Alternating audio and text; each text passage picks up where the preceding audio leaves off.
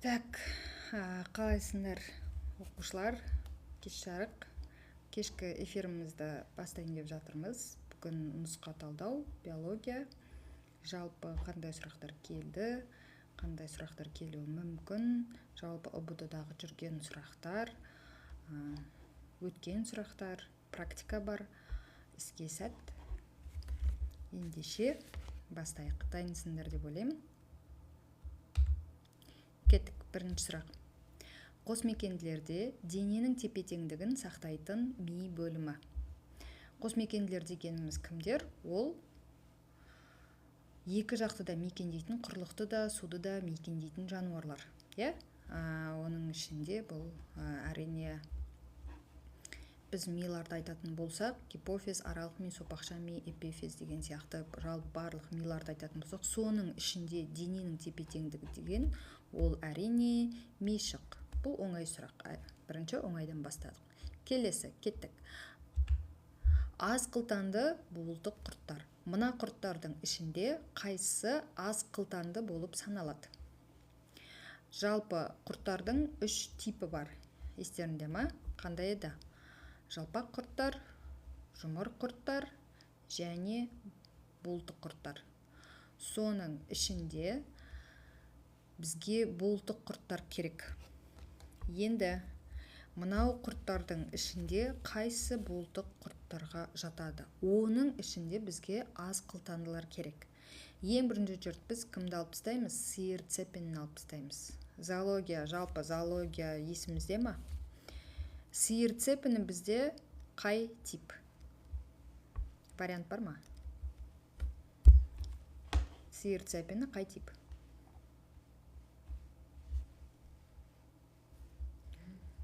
Вариант бар ма?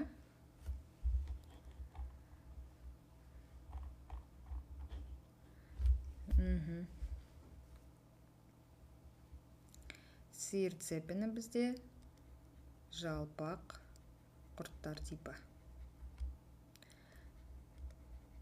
Жалпақ құрттар типі. Ал қалғандарының барлығы, мынау шұбалшаңда, құмқазарда, нерезда, бұлардың барлығы бізде буылтық құрттар болып саналады. Енді осы буылтық құрттардың ішінде біз аз қылтанды, көп қылтанды дегендерді бөлеміз. Нағыз аз қылтанды буылтық құрттарға жататын ол әрине бізде шұбалшаң. Дұрыс жауабы А болады. Себебі құмқазар ол бізде көп қылтанды құрттарға жатады, яғни ол теңіз жағалауында, құмның астында ін қазып өмір сүретін құрт болып саналады. Көбінесе бұл құмқазарды балықшылар көбінесе қармаққа, жем аулауға қолданады. Ал нерейдамыз біздің бұл да буылтық құрттарға жатады. Бұның екі жағында қозғалыс қызметін атқаратын параподийлер болады. Параподийлер, яғни параподия деген жалған аяқтар. Сол параподиялардың көмегімен, өсінділердің көмегімен бұлар талға қоректенетін жыртқыш жануарлар болып саналады. Ал аз қылтандылар әрине бізде шұбалшаң. Яғни дұрыс жауабы А болып табылады. Келесі сұрақ. Құстарда марганецтің жетіспеушілігінен пайда болатын ауру. Енді бұл бізде минералды заттардың зат айналымы, зат алмасуға қатысты сұрақ болып табылады. Енді әр қайсысын бір қарап көрсек, остеопороз дегеніміз не? Естігендеріміз бар ма? Остеопороз, остео деген сүйек дегенді білдіреді. Яғни сүйекке қатысты болып тұр. Сонда остеопороз дегеніміз бұл сүйекте кальцийдің азайып, ішінің бос кеуекті болуы. Соның есебінен ағзада осындай құлаудан, жеңіл жарақаттың өзінен оңай сынып кетуі мүмкін. Әсіресе егде адамдарда кездеседі. Келесі, гипергликемияшы. Гипер деген сөз ол не? Көп деген сөз. Гликемия, яғни глико деген ол көмірсуға қатысты.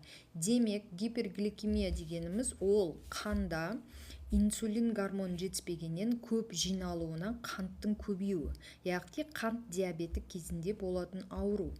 Бұндай ауру кезінде көбінесе жиі дәретке шығу, шаршау, глюкозаурия деген сияқты нәрселер болып жатады дейді. Дұрыс. Пиелонефрит.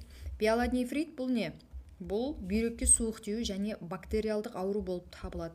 Бұл кезде қызу көтеріліп, зар шығару қиындап, мазасы кету деген сияқты көбінесе симптомдар пайда болып жатады, және бұл созылмалы немесе жедел болуы мүмкін. Пиелонефрит жатпайды. Ең соңғы дұрыс жауап ол пирозис болып табылады. Пирозис дегеніміз сол көбінесе құстарда кездеседі. Ол дұрыс сирақтың, жаңағы сіңірлердің дұрыс дамымай, орнынан шығып кетіп, құстардың ақсап жүре алмай жүруі көбінесе осы пирозисте байқалады. Келесі сұрақ. Симпатикалық жүйке жүйесінің қызметі. Көбісі дұрыс жауап беріп жатыр. Симпатикалық жүйке жүйесі. Жалпы жүйке жүйеміз бізде симпатикалық, парасимпатикалық деп бөлінеді. Дауысым естіліп жатыр ма? Оқушылар кері байланыс беріп жүрейік. Дауысым естіліп жатыр ма? Естіліп жатқан жоқ па? Аха, иә дейді. Аха, рахмет. Так, симпатикалық жүйке жүйесінің қызметі. Жүйке жүйесі бізде орталық және шеткі деп бөлінеді, сосын симпатикалық және парасимпатикалық деп бөлінетін. И симпатикалық пен парасимпатикалық екеуін ажырататын болсақ, біреу бізде ағзаны белсенділік күйге, екіншісі ол ағзаның кәдімгі расслабленный күйі, сол симпатикалық және парасимпатикалық екеуі бір-біріне антагонист, бірақ екеуі бір қатар жүріп, ағзаның толыққанды үйлесімді жұмыс істеуін қамтамасыз ететін жүйке жүйесі болып табылады. Енді бұл жерде үшеуі бізде парасимпатикаға, біреуі ғана бізде симпатикалық жүйке жүйесіне қатысты. Қайсысы енді дұрыс екен? Кән айтып жүрейік, оқушылар. Вариант бар ма? Вариант. Кім табады? Бастай берейін. Шолуды Д дейді. Қан қысымын төмендетеді. Ас қорыту мүшелерінің қызметін күшейтеді, көз қарашығын үлкейтеді, жүрек жиырылуын төмендетеді. Пока что вариант жүрек жиырылуын төмендетеді болып тұр. Әселім мына жақта көз қарашығын үлкейту деп айтыпты. Тағы қандай вариант бар екен? Көріп жүрейік. Әзірше екі вариант болып тұр. Тағы қандай вариант бар?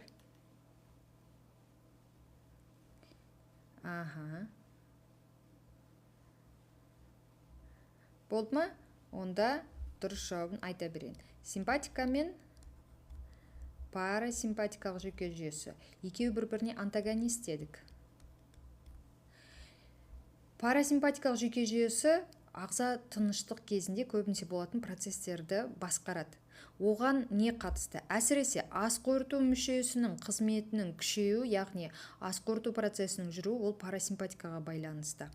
Қан қысымының төмендеуі, жүрек жиырылуының төмендеуі деген бұлардың барлығы ағзаның тыныштық күйде болуын қамтамасыз етеді.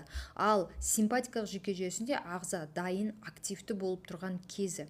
Бұл кезде көз қарашығының үлкеюі байқалады. Ол не үшін? Бізге обзор керек. Көз қарашығының үлкеюі, яғни ол көздегі рецепторлар бар ғой, фоторецепторлар.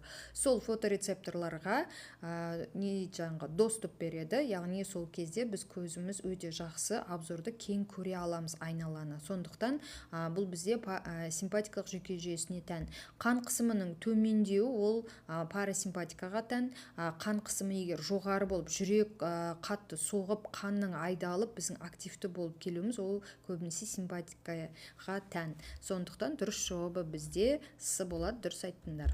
Келесі, ағзаның құрамында майдың жетіспеушілігінен қандай ауытқу туындауы мүмкін? Вариант айтып жүрейік. Ағзаның құрамында майдың жетіспеушілігінен қандай ауытқулар болуы мүмкін? Варианттар айтып жүрейік. Пока что дұрыс келетсіңдер.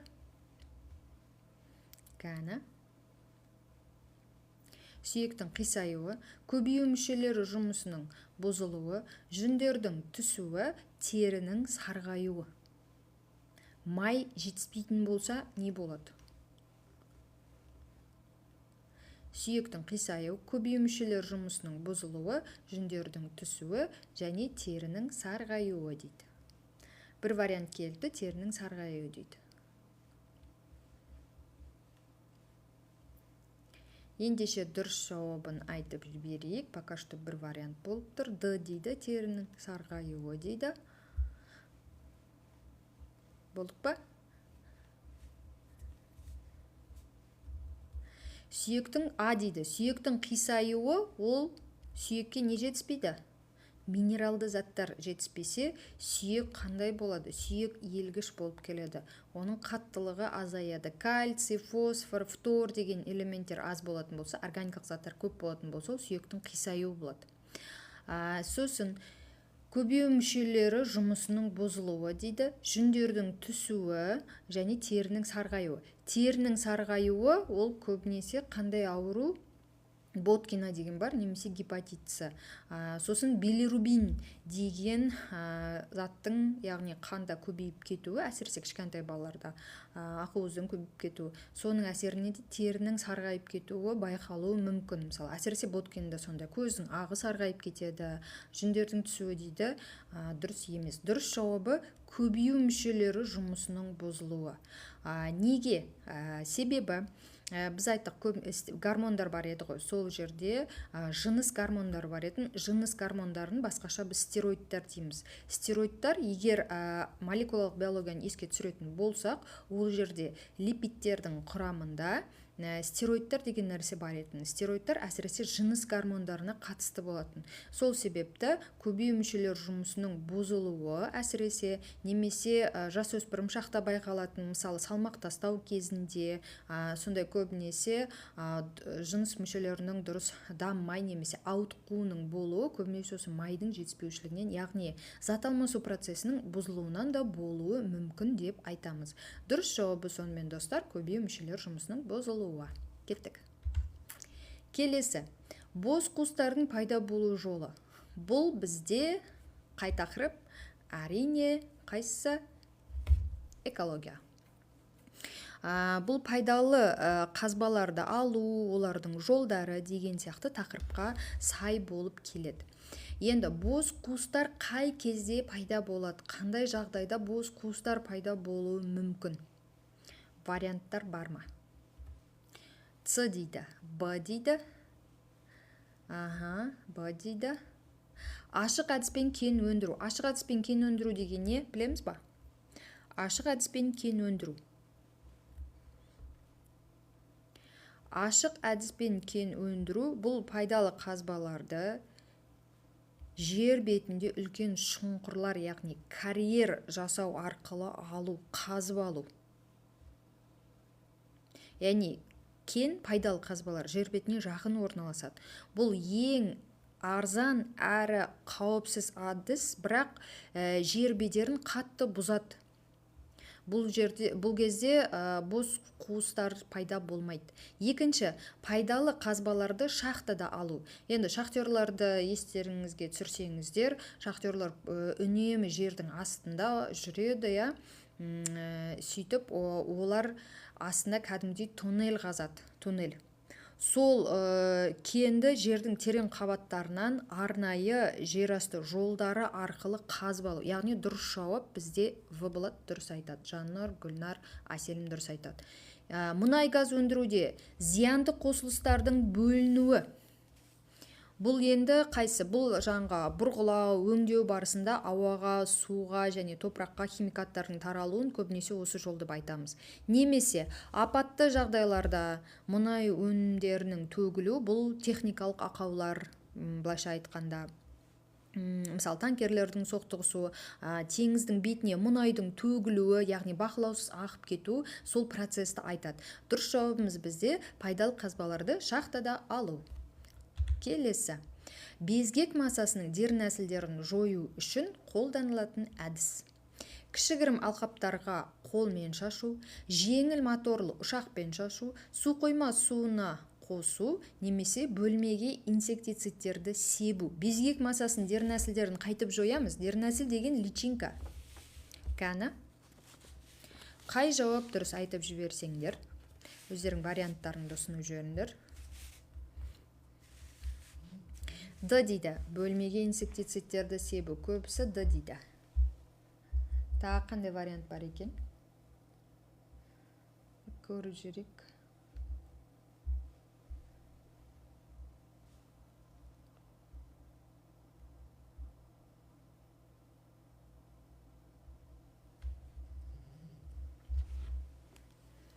Б жауабы дейді жеңіл моторлы ұшақпен шашу.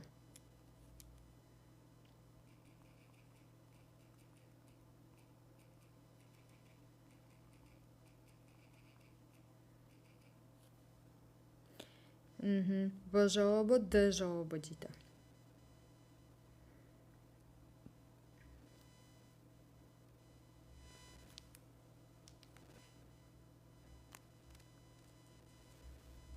Так, болдық па?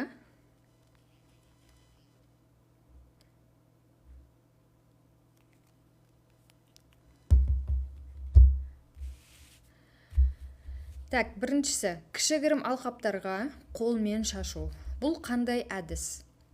Бұл химиялық немесе биологиялық препараттарды шағын жер көлемдерінде, яғни бақша, огород бар, егістік бар, соларға пульверизатор бар ғой, арнайы бүрккіштер, сол арқылы шашады. Екіншісі, жеңіл моторлы ұшақпен шашу. Енді бұл үлкен егістіктерге немесе орманның массивтері соларға шашады көбінесе. Әсіресе мысалы шегірткеден қорғану үшін Ан-2 деген самолеттерді қолданып шашады. Сосын су қойма суына қосу, яғни нені қосу? Дәрілерді қосу. Мысалы маса, шіркей сияқты жәндіктердің дернәсілдерін, яғни личинкаларын бар ғой, соларды су өсімдіктердің шамадан тыс өсуін құрту үшін химиялық заттарды тікелей судың өзіне енгізеді. Немесе бөлмеге инсектицидтерді себу, ол тұрғын үйлерде, қоймалардан, подвалдар бар, мал қоралар бар. Сол жерлерде зиянды жәндіктерден таракан, мысалы, кене бар, қандала бар, шыбын-шіркей деген сияқты солардың бәрінен аэрозоль немесе тұман шашу арқылы өстіп құтылады. Сонда безгек массасының дернәсілдерін жою үшін біз су қойма суына арнайы қосады екенбіз осы дәріні. Дұрыс жауабы С болады, дұрыс айтады. Келесі, алқалар тұқымдасына жататын дәрілік өсімдік. Алқалар тұқымдасына жататын. Бұл бізде ботаника. Ботаниканың ішінде, яғни систематикаға үңілетін болсақ, өсімдіктердің жабық тұқымдылар бар еді, сол жабық тұқымдылардың ішінде қос жарнақтылар, дара жарнақтылар, олардың ішінде тұқымдастар бар. Алқалар тұқымдасы систематика бойынша бізде қай классқа жатады? Қос жарнақтыларға ма, дара жарнақтыларға ма? Кән айтып жүрейік. Алқалар тұқымдасы қай классқа жатады?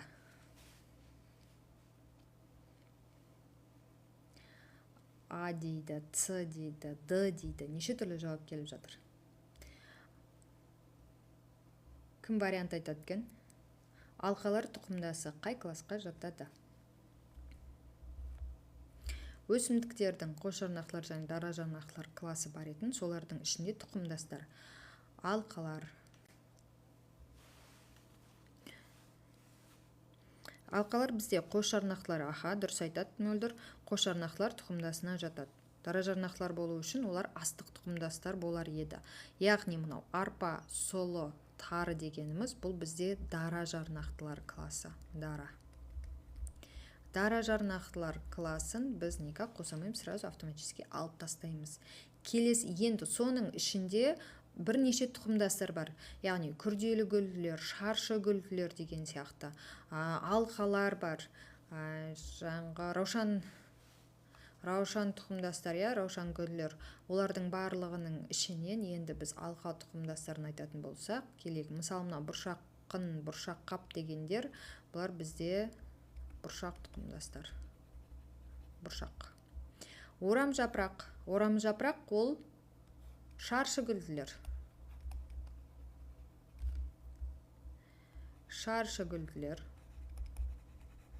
Ал мынау жидек қауашақ дегеніміз ол жемістің түрі. Жидек қауашақ. Мысалы, мынау қауашақ деген бұл мақтаның жемісі, жидек дегеніміз тоже жемістің түрі. Келесі, сонда қалады бізде баклажан, меңдуана, сасық меңдуана. Именно дәрілікке бізде меңдуана, сасық меңдуана дегендер жатады. Дұрыс жауабы алқалар тұқымдасы. Келесі, сабақты түзуші ұлпа. яғни сабақтағы түзуші ұлпа. Сабақты еске түсіріп жіберейік, оның да ортасы бар етін, одан кейін бары қарай былай кететін, яғни өзек бар етін, сүрек бар етін, камби бар етін, ары қарай не кететін бізде? Тін кететін, сосын қабықтар кететін, тоз, тін деген қабықтары кететін, ең сыртында өң болатын. Енді осылардың ішінде қайсы бізде түзуші ұлпаға жатады? Вариант айтып жүрейік. А дейді, С дейді, Д, С. Бір сүрек дейді. Тін дейді, камби дейді.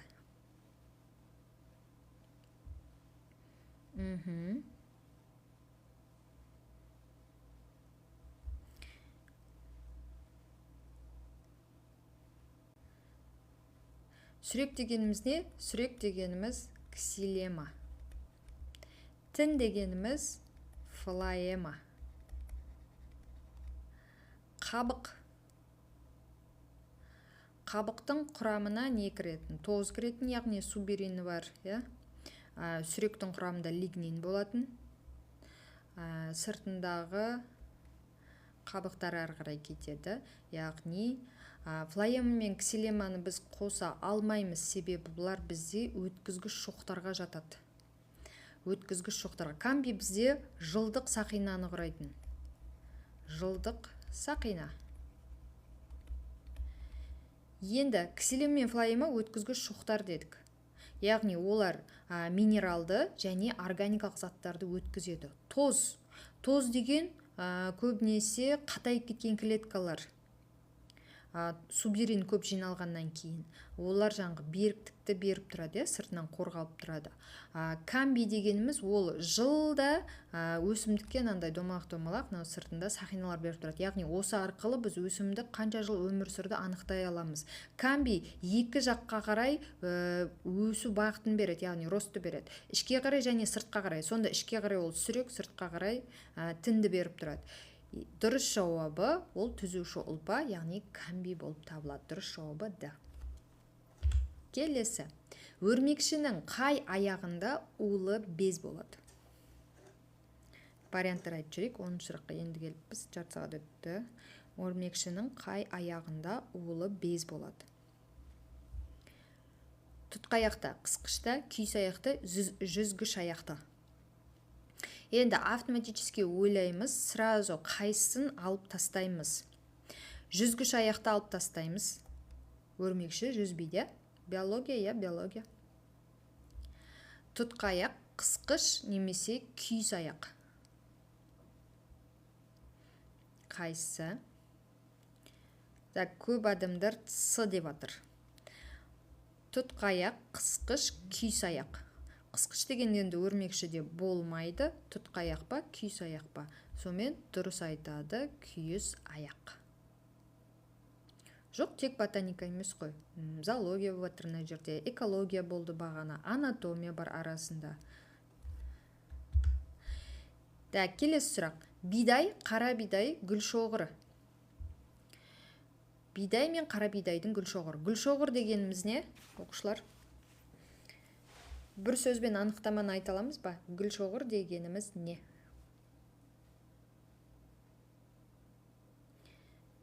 Сразу вариант айтып жатыр. С болады деп. Собық, күрделі масақ, жаймасақ, сырға. Гүл шоғыр дегеніміз ол не? Аты айтып тұрғандай гүлдің шоғыры. Яғни гүлдер, жай гүлдер бірігіп букет құрайды. Букет қой былайша айтқанда. Майда гүлдерден тұрады. Осылар енді әр түрлі пішін, форма, құрылым жасайды. Соған байланысты біз әр тұқымдастың өзіне тән гүл шоғыры бар деп айта аламыз. Енді собық. Собық кімде болады? Ол көбінесе жүгерілерде. Жүгеріні еске түсіріңдер. Жүгерінің собығы болатын. Күрделі масақ, жаймасақ, сырға. Масақ деген нәрсе бар. Сырға деген қандай? Сырға деген өсіп тұрады, сырға сияқты иіліп тұрады бір жаққа қарай. Сосын жай масақ пен күрделі масақ. Жай масақ деген былай тұрады. Күрделі масақ осындайлардың көп жиынтығы.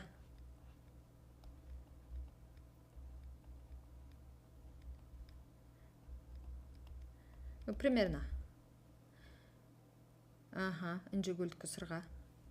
Сонда бізде вариант болып тұр. Сырға емес, собық емес, күрделі масақ па, жай масақ па.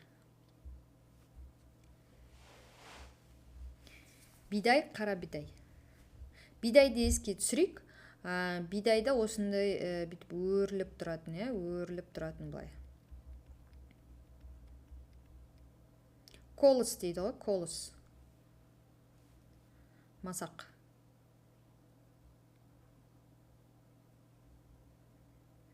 Ба дейді. Дұрыс айтады. Күрделі масақ. С дұрыс емес. Күрделі масақ бидай мен қара бидайдың гүл шоғыры. Келесі сұрақ. Қай ағзалардың көздері фасеттік болып табылады? Көздерді еске түсірейік, қай ағзалардың. Мына жерде егер бір көзбен бетіп бір шолып байқаған кезде буын аяқтылар деген типті айта аламыз. Мына жерде буын аяқтылар туралы айтып тұр. Буын аяқтылар. Бұма дейді сразу. Буын аяқтылар типі. Буын аяқтылар типінің қанша класы бар? Буын аяқтылар типінің қанша класы бар? Бұма дейді. 3 класы бар. Кімдер? Өрмекіш тәрізділер, шаян тәрізділер және бунақ денелер. Осылардың ішінде қайсысы фасеттік көздер дейді? Көздер бөлінеді.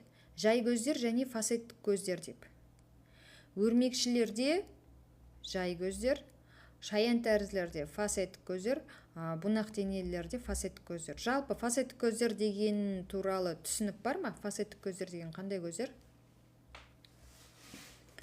Ыңғайластырып жайғаса беріңдер, кәз біраздан кейін есептер шығарамыз. Так, фасеттік көздер туралы түсінік бар ма? Фасеттік көздер дегеніміз не? Қандай көздер ол? Фасеттік көздер деген. Не дейді? Шыбындардікі секілді ма дейді? Иә. Шыбындардың көздерін еске түсіріңдер, қандай еді? Бітіп тұратын. Фасеттік деген сөз мынаның әр қайсы көрініс береді, образ. Осылардың барлығы жиналып бір образды береді, яғни көп кішкентай көздер. Ал енді өрмекшілерде жай көздер болғанмен оның көзі 8. Ал шаяндарда және бунақ денелілерде бұлардың барлығында фасеттік көздер. Енді қай ағзалардың көздер фасеттік көздер? Бүйі кене дегеніміз бұл кім? Бүйі кене қай класқа жатады? Қыршаян, қарақұрт дейді. Шаш кене, астық кенесі. Дұрыс жауабы бізде таңқы шаян және омар болады. 8 дейді. Д дейді. Дұрыс жауап бізде таңқы шаян мен омар болады. Мыналардың қалғандарының барлығы бізде өрмекіш тәрізділерге жатады. Бүйі де жатады. Бүйі дегеніміздің орысшасын білеміз ба? Не? Бүйі деген не? Көріп пе едіңдер? Бүйі деген сальпуга. Өте түрі қорқынышты. Кене дегеніміз тоже өрмекшіге жатады. Қыршаян дегеніміз скорпион. Қарақұрт дегеніміз білеміз тоже. Бұлардың барлығының аяқтары 8. Бунақ денелерде 6 аяқ, шаян тәрізділерде 10 аяқ және өрмекшілерде 8 аяқ. Шаш кене, астық кененің барлығы өрмекшілер. Яғни дұрыс жауап таңқы шаян, омар. Келесі кеттік. Мұртшасы болмайтын ағзалар. Тағы сол бұн аяқтылар типіне келіп отырмыз. Мұртшасы болмайтын ағзалар. Неғып өрмекіш тәрізділер деп атыстыр? Мұртшасы болмайтын. Жаңағы 3 класс өрмекіш тәрізділер, шаян тәрізділер және бунақ денелер, немесе насекомые, жәндіктер. Осылардың егер мұртша туралы айтатын болсақ, өрмекіш тәрізділерде мұртша жоқ мүлдем. Шаян тәрізділерде екі мұртша болады, екі жұп мұртша, ал бунақ денелерде бір жұп болады, по 2. Сонда мүлдем мұртшасы болмайтын қайсысы вариант айтып жүріңдер. Сіздерге подсказка бердім уже. Қайсысы болады? А дейді, С дейді. Кән подсказка бердім ғой, кішкене вариант айтып жүріңдер.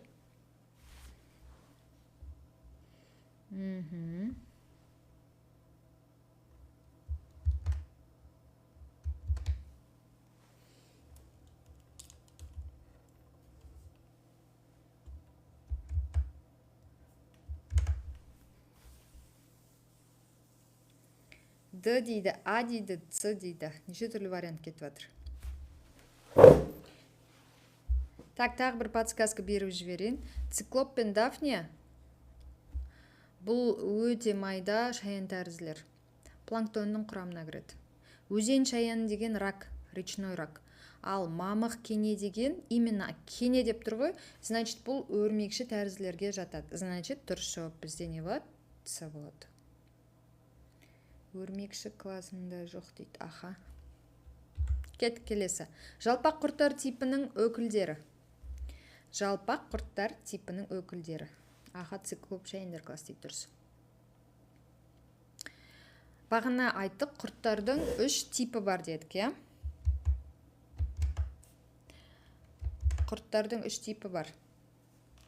Жалпақ, жұмыр және буылтық. Осы 3 тип қайсында қандай өкіл бар, білеміз ба?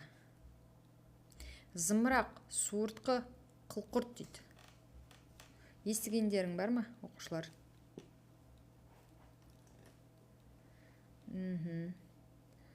Жалпақ құрттардың 3 класы бар.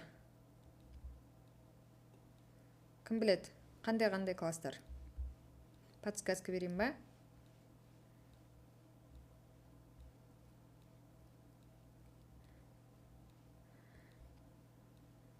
Нематод дейді. Жоқ. Жалпақ құрттар. Таспа құрттар бар, я? Кірпікшелі құрттар бар. Және сорғыш құрттар класы бар. Осыған қарабақ біз айта аламыз, что бұның ішінде дұрыс жауабы бауыр сорғыш, печеночный сосальщик, паразит. Дұрыс жауабы бауыр сорғыш. Суыртқы қылқұрт дегеніміз оған жатпайды. Келесі. Ой, рахмет, подарок жіберіпті. Как приятно, рахмет. Анаэробты бактерияларға жатады. Анаэробты және аэробты бактериялар деген нәрсе бар етін. Яғни құрттардың тыныс алуына байланыс, бактериялардың жалпы бірнеше систематикасы бар етін. Соның ішінде тыныс алуға байланысты біз бактерияларды анаэробты және аэробты деп бөлгенбіз. Яғни оттекті және оттексіз жерде тіршілік ететін, ары қарай тіршілігін жалғастыра алатын, энергия түзетін бактерияларды айтамыз. Аэробты бактерияларға кімдер жататын? Әсіресе оттекті ортада жақсы тіршілік ете алатындарды біз жатқызатынбыз аэробтыларға. Аэробты бактерияларға. Әсіресе кімдер? Мысалы, туберкулездің қоздырғышы, туберкулездің қоздырғышы. Осы бактерия оттегі жақсы жүретін өкпе сияқты мүшелерде жақсы дамиды. Сосын көк іріңді таяқша деген бар. Көк іріңді таяқша. Ол да бізде аэробты бактерияларға жатады. Так, шөп таяқшасы бар, шөп таяқшасы. Шөп таяқшасы. Бұлар да бізде аэробтыларға жатады. Сонымен қатар азот бактериясы бар, азотобактер. Осылар да бізде аэробтыларға жатады. Және тағы анаэробты бактериялар деген бар. Енді бізден сұрап тұр анаэробтыларға. Анаэробтылардың өздері бөлінетін. Қалай болып? Облигатты және факультативті деп. Облигатты деген сөз, ол тек қана деген сөз, только деген сөз, соған ғана қатысты деген сөз. Облигаттылар ол яғни оттегі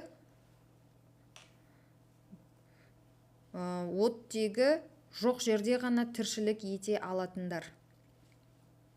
Облигаттылар. Көбінесе ондайларға кімдер жататын? Әсіресе облигатты анаэробтыларға.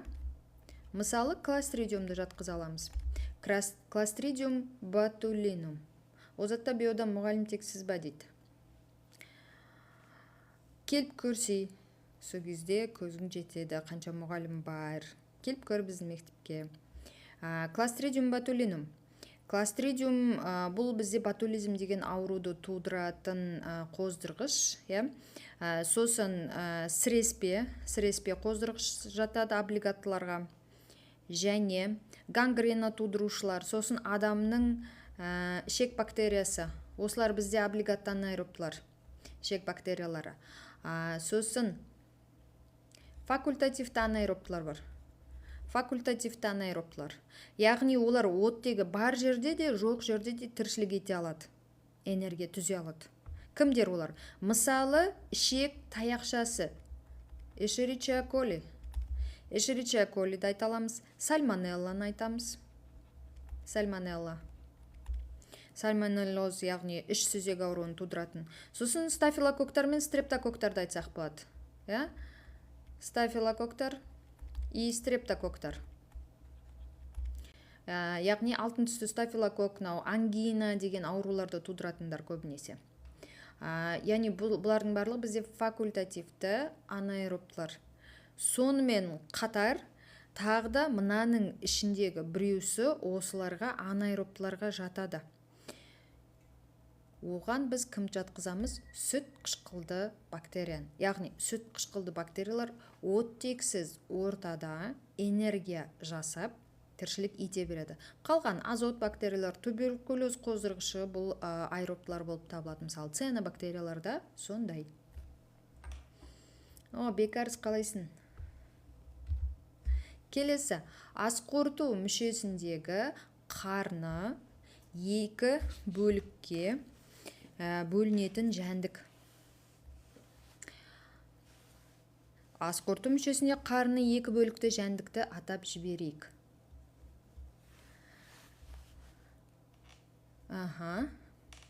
Так, енді мына жерде қарап жіберейік. Қарны екі бөлікті деген не деген сөз? Біздің қарнымыз мысалы қанша бөлікті? Біздің асқазанымыз қанша бөлікті? Атап жіберіңдер. Д дейді, Ц дейді. Қарны екі бөліктіге.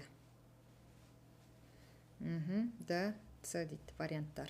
Біздің қарнымыз, асқазанымыз қанша бөлікті? Кім айтады?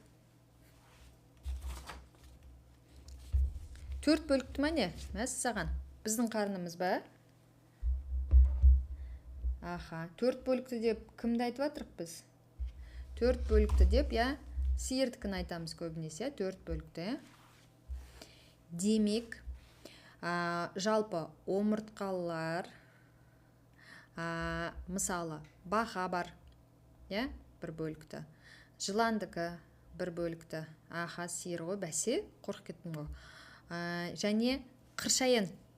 Қыршаян дегеніміз не дедік ол?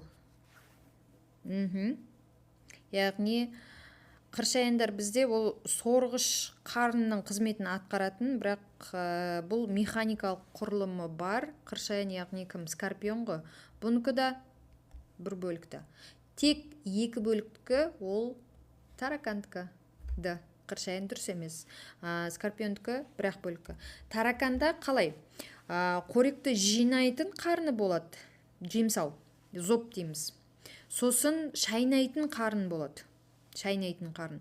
Яғни ас қорыту жүйесін айтатын болсақ, ауыз қуысы, жұтқыншақ, өңеш деген, одан кейін барып жемсау кетеді и шайнау қарны кетеді. Сосын барып ортаңғы шекпен аш шек кетеді, артқы шек кетеді. Жәндік қой. Қарынның бөлігі ғой. Қоректі жинайтын бөлігі, жемсау.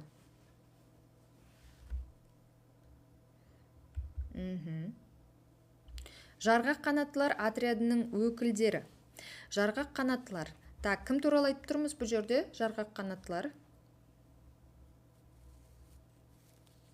Жарғақ қанаттылар бізде омыртқасыздарға кіреді, оның ішінде жәндіктерге кіреді. Аха, енді систематика, бұл жерде классификация туралы сұрап тұр. Отрядтар. Кімді айтып тұр?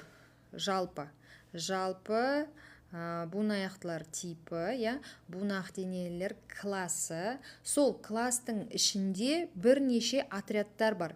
Яғни қанатына байланысты көбінесе оларды бөледі. Қатқыл қанаттылар дейді, тік қанаттылар, тең қанаттылар, тура қанаттылар, жарғақ қанаттылар деген сияқты неше түрлі отрядтар бар.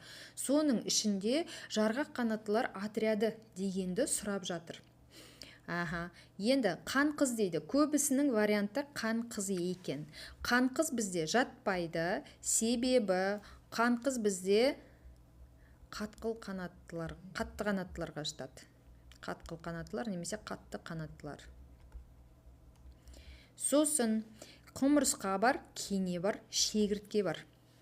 Енді кенені біз мүлдем жатқыза алмаймыз. Біз мына жақта айтып тұрмыз, кімді? Буынақ денелілер класы, Ал кенелер бізде өрмекшітәрізділер класына жатады.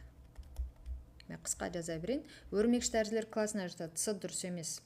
Д дейді, шегіртке. Шегіртке бізде тура немесе тік қанаттыларға жатады. Дұрыс жауап бізде жарғақ қанаттылар, құмырсқа. Перепончатый крылы дейді ғой. Ара, құмырсқа дегендер осыларға жатады. Дұрыс жауабы Б. Малиновый чай дұрыс айтты. Так, өсімдіктердің тыныс алуының, болдық па? Дайынбыз ба? Өсімдіктердің тыныс алуының жарық кездегі қарқындылығы дейді. Тыныс алу мен фотосинтез білесіңдер екеу қатар жүре алады. Но егер жарық көп түсетін болса, фотосинтездің қарқындылығы азая бастайды. Енді өсімдіктердің тыныс алуының жарық кездегі қарқындылығы қалай болады? Артады, төмендейді, өзгеріске ұшырамайды, немесе өсімдіктер мүлдем тыныс алмайды дейді. Автоматически мына вариантты қабылдамаймыз. Бұл дұрыс емес, себебі өсімдіктер тыныс алады. В дейді. Дұрыс жауабы жарық кезінде қарқындылығы артады. Дұрыс. Келесі, желбезек алғаш қай жануарларда пайда болды?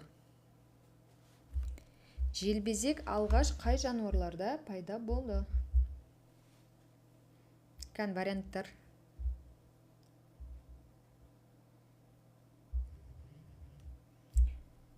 Вариант айтып жүрейік. Вариант.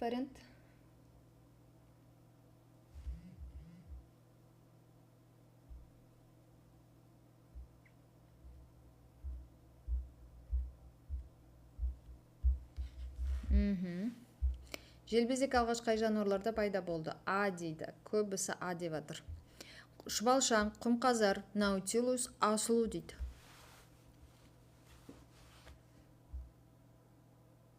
Жоқ, шұбалшаңда емес. Келесі, тек қана өкпемен тыныс алатын омыртқасыз жануар. Тек өкпемен тыныс алатын. Мына жерде қарасақ, мынаның барлығын бір тип деп айта аламыз. Қандай тип? Кім айтады? Қай тип? Дауыс естілмей тұр дейді. Ұлулар типі. Барлығындарында сондай ма? Негізі дауыс естіліп тұр деп еді, ол вроде ешнәрсе өзгерткен жоқпын. Так, каракатица, кальмар, мидия. Мыналардың барлығы, каракатица, кальмар, мидия дегеніміз, бұлар басаяқты ұлулар бар. Мысалы, каракатица басаяқты ұлу, кальмар басаяқты ұлу, и мидия дегеніміз, ол қос жақты ұлу. Естіліп тұр дейді бәсе. Енді бұлар бізде теңізде тіршілік етеді көбінесе. Сондықтан олардың тыныс алу мүшелері, бұлардың барлығын біз желбезек деп атаймыз. Ал тоспа ұлу тоспа ұлу бұл құрлықта да суда да жүре береді. И оның өкпесінің қызметін атқаратын бір қуыс бар еді, бас жағында, басының төбесінде. И сол қуысқа бұл оттегіні жинап алатын үстетін да, ол жаңға енді қатты тереңде жүрмейді көбінесе. Не жерде жүреді жаңағы, дұрыс айтады, тоспа ұлу, су таяз жерлерде көбінесе жүреді. Яғни оттегі мынау қуыстағы запас оттегі қоры таусылғанша жүреді. Қайттан таусылғаннан кейін қайттан судың бетіне шығып, сөйтіп қайттан оттегін алып алады. Яғни бұларда біздікі сияқты ұяшықты альвеоларлы не емес, өкпе емес бұларда. Бұлар тек сол камераға жинап алады. Сондықтан бұларды өкпемен тыныс алатын тоспа ұлу деп атаймыз. Эфир сақтала ма дейді, енді ол модераторларға сұрақ, мен білмедім, балалар. Жай жүрек. Наны пока айта беріңдер, тыныс алу жолдарын қандай ұлпа астарлайды? Мен айқа жай жүрейін.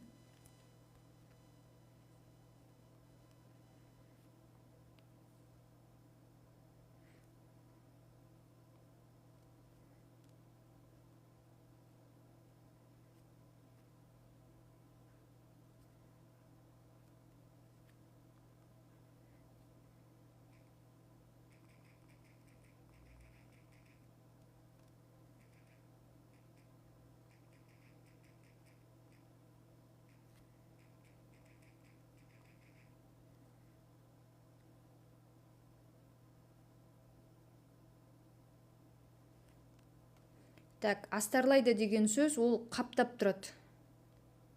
Өне бойын қаптап тұрады бейді, түгел қаптап тұрады. Астарлайды деген сол.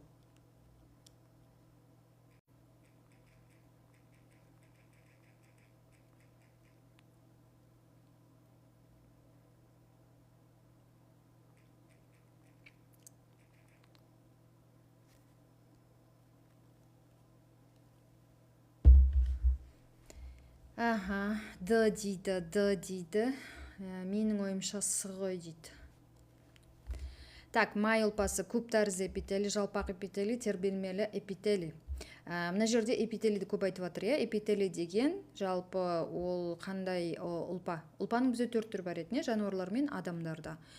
Соның ішінде сыртқы мүшелерді, немесе ішкі мүшелерді ішін астарлап, немесе біздің денеміздің сыртын астарлап тұратын өзі эпителийдің түрлері бар етін. Соның ішінде нені сұрап тұр? Тыныс алу жолдарын. Тыныс алу жолдары деген сөз ол не? Ол яғни ол жерден үнемі ауа өтіп тұрады. Ауамен бірге шаң тозаңда басқа нәрселерде өтуі мүмкін. Яғни микро ағзалар, яғни микробөлшектер, микрочастица, олардың барлығы өтуі мүмкін. Соны ұстап қалатын фильтр ретінде бізде кірпікшелі эпителий қызметін атқаратын. Көбінесе анатомияны өткен кезде біз көбінесе айтамыз балалар деп. Яғни тыныс алу жолдарында, тыныс алу жолдарындағы барлық шаң тозаңдар мен артық зиянды заттарды, бөгде заттарды, солардың барлығын ұстап, фильтр ретінде ұстап қалатын, және шырышпен оны орап, сосын қайтадан денеден сыртқа шығаратын, көбінесе ол кірпікшелі эпителий. Кірпікшелі эпителийдің басқаша атауы бізде тербелмелі эпителий. Ал қалған жалпақ эпителий, көп тәрізді эпителий деген ол уже басқа мүшелерді астарлайды. Дұрыс айттыңдар. Келесі. Так, қандауыршаның көбеюін, дамуын, құрылысы мен қызметін зерттеген ғалым. Мына ғалымдарды танисыңдар ма? Қандауырша деген не? Ланцетник.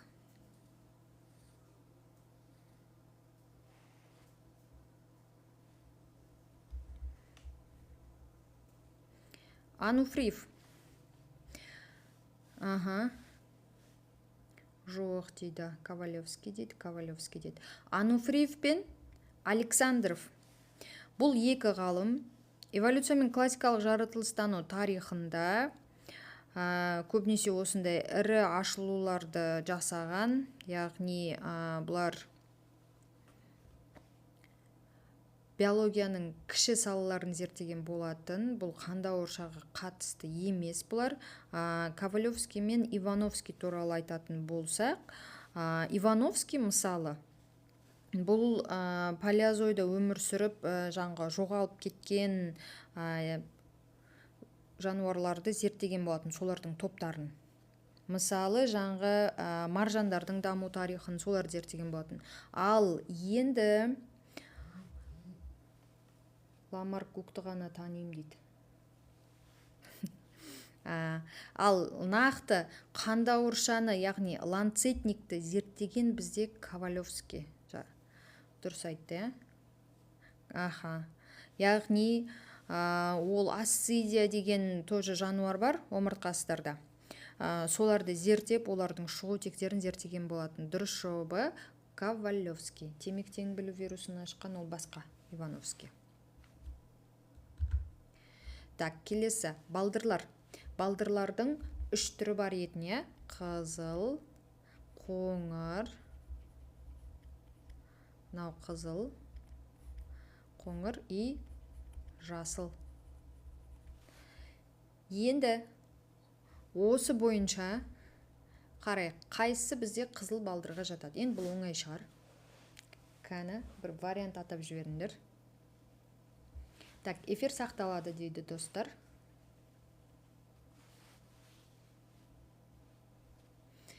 Қызыл, қоңыр, жасыл. Қайсысы? Сендер Google'дан қарамаңдар.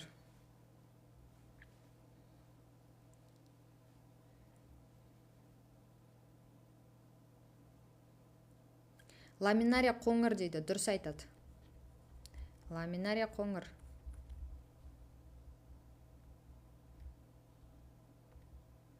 Ой.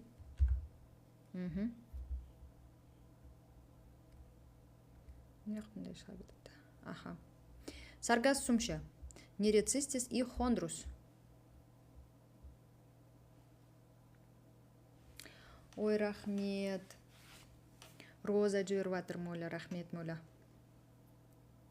Хондрус ау дейді.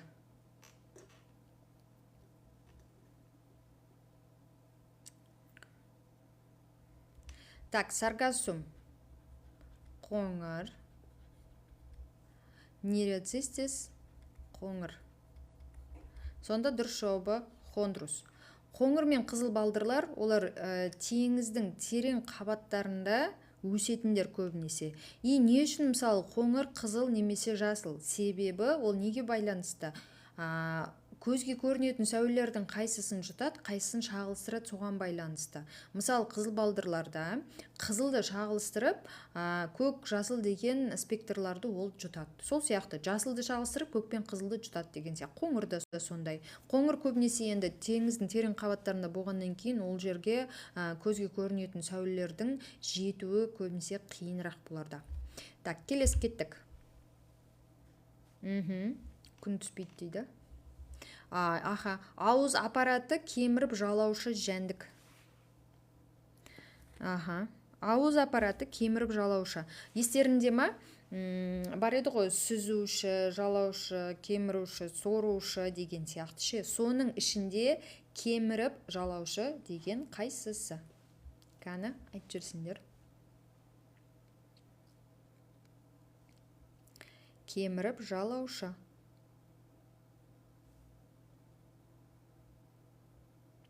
Қай пән дейді? Биология. Пашипке түсіп кеттің бе не? Мовина.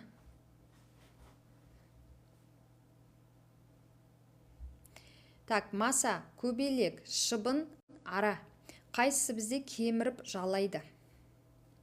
Масадан бастайық. Маса не істейді? Шағады. Шағып, не істейді ол?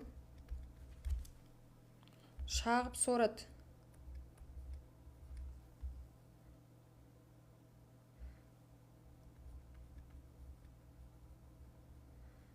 Шыбын емес па дейді, сы дейді. Көбелек. Көбелек не істейді? Гүлдің шырынын сорады. Сорушы. Сосын шыбын бізде не істейді ол? Шыбынды қашан көрдіңдер? Шыбынның кеміріп тұрған. Кеміру деген не ол?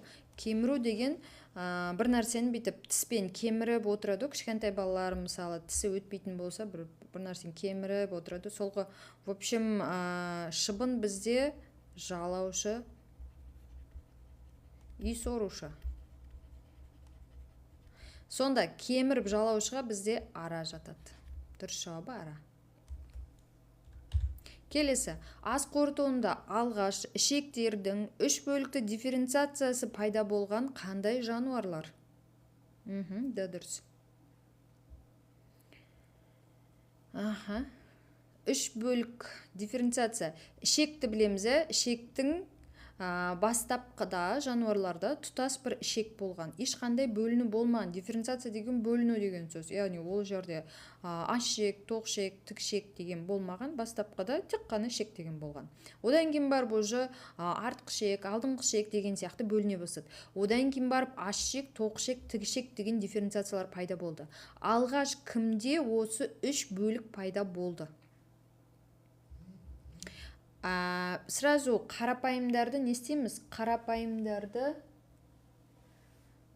сыз тастаймыз. Қарапайымдарда ішек жоқ. Балықшығар дейді. Құрттарда, ұлуларда ішек бар ма? Жалпақ құрт, жұмыр құрт, бұлтық құрт. Үшеуінде де ішек бар, я? Ұлуларда ше? Ұлуларда бар ма? Балықтарда үш бөлікті пайда болған дейді. Дұрыс, мыналардың барлығында ішек үш бөлікті емес. Екі бөлікті, бір бөлікті, ал балықтарда уже үш бөлікті болып кетеді. Дұрыс жауабы С. Келесі. Енді генетика есеп бастаймыз. Дайынбыз ба? Өткенде обещать етіп едім ғой, генетикадан есеп шығарамыз деп. Так, бұл бір сөзбен айтқанда дигибридті будандастыру. Жалпы айта кететін болсақ, енді Мендельдің заңы бар, бізде дигибридті, моногибридті, дигибридті, полигибридті, аллельді емес деген сияқты. Енді болашақта ондай есептерді әлі шығарамыз, Құдай қаласа. Мектепке де келсеңдер болады. Мектепте біз бұндай есептердің түрін шығарып өзім үйретемін. Мектепке де шақырам сендерді, оқушылар келіңдер Озат мектебіне. Енді мына жерде айта кететін нәрсе бар. Бұл дигибридті будандастыру. Дигибридті будандастыруда енді доминантты, рецессивті деген белгі бар. Яғни доминантты деген үлкен әріппен, рецессивті деген кіші әріппен дейді. Я дейді, не туралы? Сосын одан бөлек бізде гомозиготалы, гетерозиготалы деген нәрсе бар, я? Гомозиготалы деген бірдей, гетера деген әртүрлі дегенді білдіреді. Сосын гаметаларға ажырата аламыз ба? Мысалы, мыналардан гаметалар шығу үшін, яғни мынау мысалы үлкен В, кішкентай В болса, мыналардан гамета бізде АВ и АВ деген сияқты гаметалар шығады. Так, одан бөлік, яғни неше түрлі гаметалар. Және бұл жерде Мендельдің үшінші заңын айтатын болсақ, дигибридті будандастыруда ажыраулар бар. Қандай ажыраулар? Фенотиптік және генотиптік ажыраулар бар. Яғни фенотип бойынша, яғни сыртқы көрінісі бойынша айтатын болсақ, 9-дің 3-дің бірге қатынасы бұл бізде фенотиптік. Ал генотиптік ол 16 ұрпақтікі болады. Яғни 1-дің 2-ның бірге қатынасын бір-біріне көбейтетін болса, өте ұзын комбинация болады. Оны өздерінде білетін шығарсыңдар. Жалпы дигибридтіде 16 ұрпақ шығу керек. Мынаны мысалы қоссақ 16 шығады. Сонда сол ұрпақтардың ішінде болады бізде жаңағы гетерозиготалы ата-аналар деген сияқты, талдаушы будандастыру деген сияқты нәрселер жиі кездесуі мүмкін. Енді мына есепті шығарып жіберейік. Кім жауабын айтады? Мен пока өшіре берейін, мына жерді босатайын, сосын дұрыс жауабын айтам. Так, дұрыс жауабын айтып жеріңдер, сосын мен шығарам. Тексереміз, кім дұрыс жауап берді?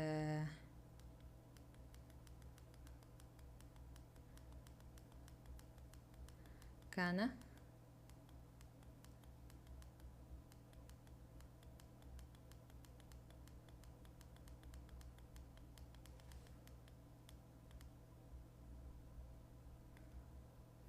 Бадида. Қош сразу шығарып тастадың ба не?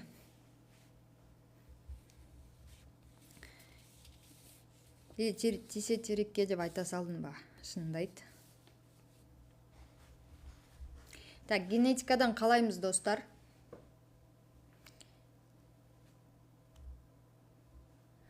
Генетикадан қалай? Изи ма, жоқ па? Easy не easy. Ал енді болдық па?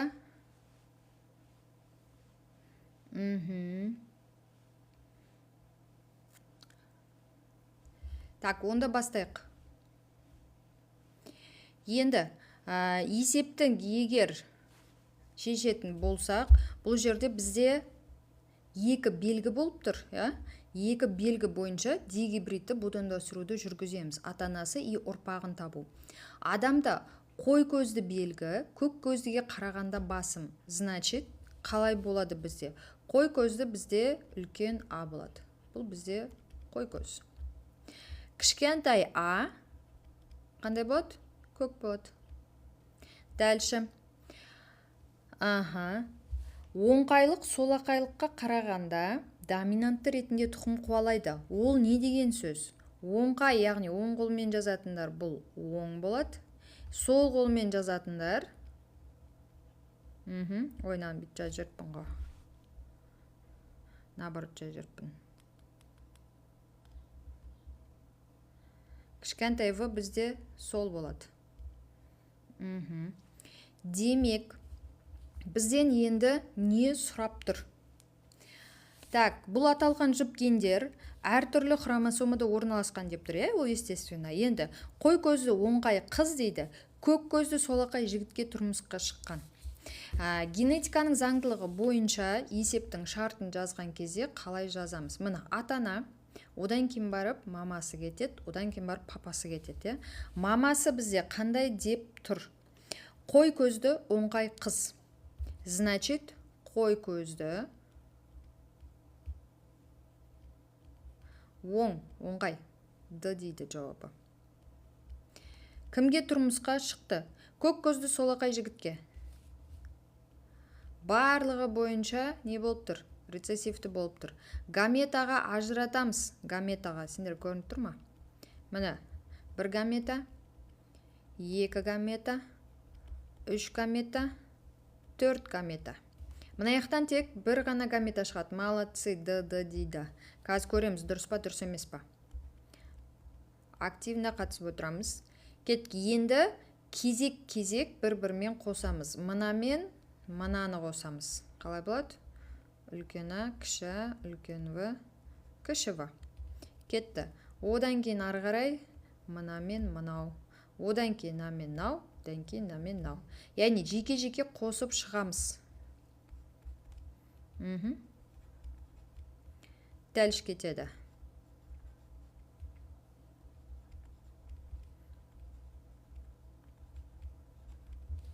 Сұрақ бізде қандай? Екі баласы болған дейді. Біреу көк көзді оңқай, екіншісі көк көзді солақай дейді. Шешесінің генотипін анықтау керек. Көк көзді оңқай мен көк көзді солақай шықты ма? Мына көк көзді оңқай шықты, мына көк көзді солақай шықты. Сонда шешесінің генотипі қандай? Ол гетерозиготалы болып тұр. Екі белгісі бойынша. Дұрыс жауабы бізде Д болып тұр. 49 балалы саған дұрыс қой, мынаған қараған дейді. Қош, қиын ба не қатты? Қап қарапайым есеп қой, қап қарапайым. Так, келесі есеп. Күйеу көк көзді солақай. Күйеу көк көзді солақай дейді. Оның әке-шешесі және әйелі қой көзді оңқай. Әйелінің шешесі көк көзді солақай дейді. Осы белгілерді анықтайтын гендер әр хромосомада орналасқан. Әкесінің белгілі бір бала тууының ықтималдығы қандай дейді. Әкесінің белгісі ғой мына жерде. Әкесінің белгісі бар бала тууының ықтималдығы қандай?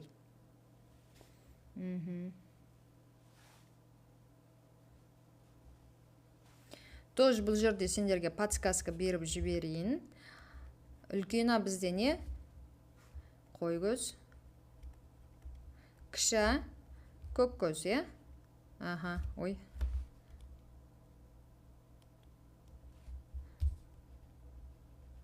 Көк. Кет дальше. Мынау оңқай. Солақай.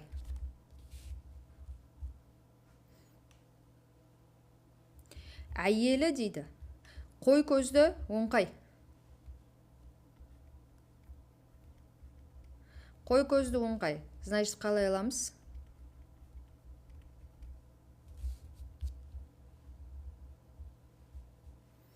Q қандай?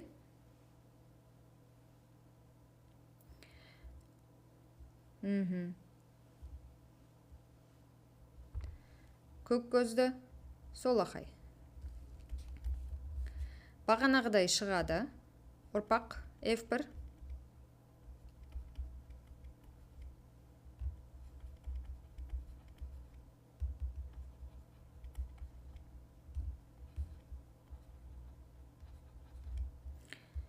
Әкесінің белгісі бар, яғни тура мынандай.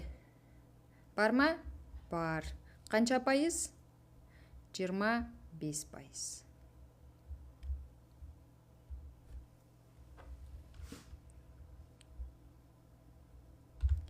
Келесі есеп. Есеп көп емес. Ерлі зайыптылар. Еркек гетерозиготалы сары шашты дейді. Доминантты. Және секпілсіз дейді. Яғни бұл жерде екі белгі болып тұр. Шаштың түсі. Шаш бізде сары және қандай? Қоңыр. Сары түс бізде доминантты болып тұр. Қоңыр бізде рецессивті болып тұр. Енді секпілді, секпілсіз. Секпілі бар, ол бізде үлкен В болып тұр. Ал секпіл жоқ, ол кіші В. Енді не дейді бізге? Еркек гетерозиготалы сары шашты болып тұр, доминантты. Ал секпілсіз болып тұр еще. Значит, әйелге орын қалдырамыз да, еркекті жазамыз. Еркек бізде сары шашты болып тұр, гетерозиготалы. И секпілсіз болып тұр. Секпілсізді былай аламыз. Және қоңыр шашты секпілі бар дейді. Қоңыр шашты. Мына. Түсініп атырық па, балалар?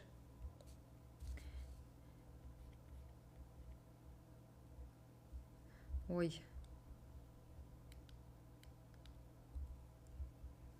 Қоңыр шашты ғой, мына қоңыр шашты. Секпілі бар.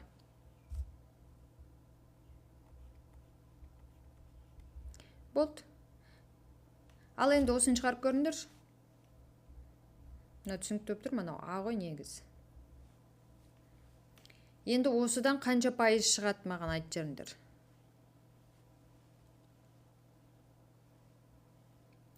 Сұрақ айтып тұр. Осы ерлі зайыптылардан сары бетінде секпілі бар бала қанша болады? Қанша пайыз? Сары бетінде секпілі бар.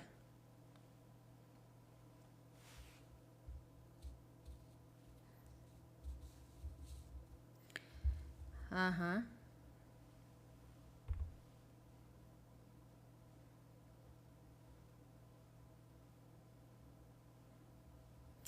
С дейді. Аха, жоқ. Қандан шығар жерімдер. Гаметаға ажыратамыз. Гаметаға ажыраттық па? Гамета қандай болады? Кіші А түседі, үлкен В түседі. Мына жақтан екі гамета түседі. Үлкен А, кіші В, кіші А, кіші В, А дейді. Енді осыларды F1-ге қосқан кезде міне и міне шығады. Іздеп тұрғанымыз түсі сары, и бетінде секпілі бар. Мынаны біз 100% десек, оның жартысы болып тұр, значит 50%. Дұрыс жауабы А болады. Оңай ма екен? Бекарыс А дейді. Молодец. Келесі. Фенилкетонурия мен сфероцитоз деген ауру туралы. Генетикада бұны өтеміз. Қандай ауру екен? Бұл фенилкетонурия неге амин қышқылына байланысты, амин қышқылының жетіспеушілігінен болатын ауру, сфероцитозда ұқсас соған. Енді осының дамуын бақылайтын гендер аутосомды доминантты типте тұқым қуалайды дейді. Аутосомды доминантты деген сөз ол жыныс хромосомасында емес, кәдімгі дене сомалық хромосомаларда және доминантты тұқым қуалап отыр деген сөз. Ген гомологты емес аутосомдарда орналасқан. Сау бала тууының ықтималдығы қандай, егер ата-анасы гетерозиготалы болатын болса? Енді подсказка беріп жіберейін, мүмкін түсінбей жатқан шығарсыңдар. Фенилкетонурия. Фенилкетонурияны қысқаша жазылайын беді. Фенилкетонурия, түсінікті ма? Осылай, бұл бізде доминантты. Яғни фенилкетонуриямен ауыратын адамдардың гені доминантты болып тұр, аутосомда. Ал осы бойынша саудікі бұл рецессивті. Келесі сфероцитоз деп қысқаша жаза берейін. Сфероцитоз бойынша ауыратындардікі доминантты, сау рецессивті. Және енді айтып тұр, осы бойынша дигетерозигота болатын болса, ата-ана. Сау баланың туылу ықтималдығы қандай? Енді сау болу үшін бұл абсолютно қандай болу керек? Барлық жақтан гомозиготал рецессивті болу керек. Еске түсірейік, бұл логикалық есеп былайша айтқанда, логикалық есепте бағана есептің басында айтқанмын, что дигибридті будандастыруда фенотиптік және генотиптік қатынас бар. 16 ұрпақтың фенотиптік қатынасы. Мына жерде сол қатынасты қолданып, логически, яғни логикалық түрде шығаруға болады. Ол үшін фенотип, яғни біз дигибридті будандастыруды қатынасын еске түсірейік. Ол кезде қандай еді? Бүйтіп түсіндірейін сендерге. Дигибридті деген бұлай. Мына, ата-анасы дигетерозигота болып тұр. Екеуі де. Значит, мынауда, мынау мамасы болып тұр ғой. И папасы да сондай деген сөз. Вот, көріңдер ма? Енді осының егер пенетторны салатын болсақ, пенеттор деген естерінде ма, генетикада бар еді суреті. Жасыл тегіс, жасыл бұдыр, сары тегіс, сары бұдыр деген сияқты сондай бұршақтарды бір-бірімен мендель будандастырған болатын. Генетиканың атасы. Және соның есебінен өте көп жанға будандардың түрлері шығатын болады. Енді сол заңдылықты қолданатын болсақ, F1-де бізде, яғни біркелкілік емес, бұл уже бізде тәуелсіз ажырау заңы, сосын тәуелсіз тұқым қуалау, гендердің ажырауы деген заңдар бойынша бізде былай болатын. Мынау 16 ұрпақтың 9-ы осындай болатын. Дигетерозигота. Келесі, бір ген бойынша доминантты гетерозигота, қалғаны рецессивті, бұл бізде 3 болатын. Келесі былай аламыз. Бір белгі бойынша доминантты гетерозигота, ол 3 етін, және полный барлығы рецессивті гомозигота, ол 1 болатын. Бұл бізде 16 ұрпақ. Осы қатынасты ұмытпаймыз, всегда қолданамыз. Именно дигибридтіге есеп шығарған кезде. Әрине есептің түрлері көп, ол жаңғы Харди-Вайнберг сияқты экологиялық пирамида бойынша молекулалық биологияның есептер бар. Генетиканың өзінің аллельді және аллельді емеске талы есептер бар. Оны онсыз да біз мектепте шығарамыз. Сол үшін шақырамыз сендерді, үйретемін оның барлығын. Әзірше біз оңай деген есептер шығарып жатырмыз дигибридтіге. Енді осы жерде мынау қатынасты қолдана отырып, біз именно сауды мынау деп отырмыз. 16-ны біз енді қарапайым 100% деп аламыз да, ал мынау бір санын x дейміз, есептеген кезде қанша пайыз шығады? Енді айтып жүріңдер, математика. Қанша пайыз шығады? Кәні x тең болады. Қанша пайыз? Есептеп жіберейік.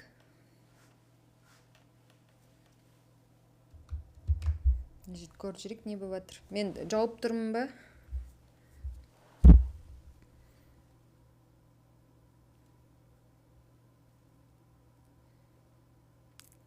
Кәні қанша пайыз есептеп жіберіңдер?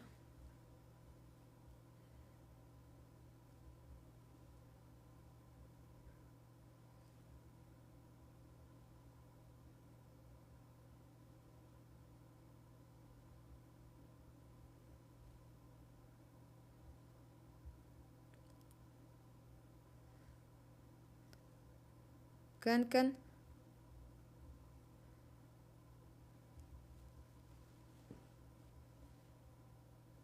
16-ны 100%, 1-ді x дейміз. X табу үшін не істейміз?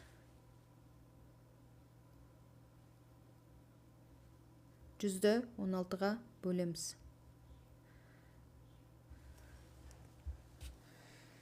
Ал неше болады сонымен?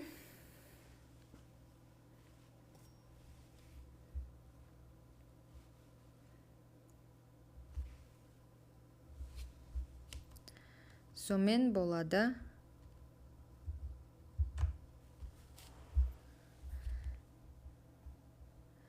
6,25%. Яғни, ана жерге жаза салайын. X-ті табу үшін біз не істейміз? 100-ді бөлеміз 16-ға. Так, келесі. Генотипі сары бұдыр және жасыл тегіс. Екі бұршақ өсімдігін будандастырғанда алынған ұрпақ генотиптері қандай? Қан, енді бұл оңай, соңғы есеп. Екеуін будандастырған кезде қандай ұрпақ алады? Айтып жіберсеңдер.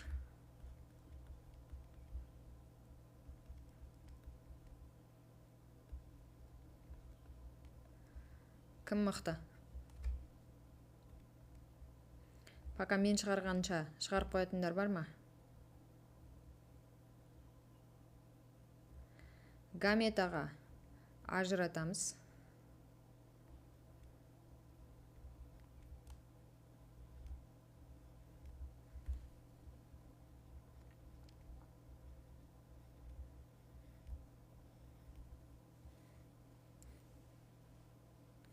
Неше шығады?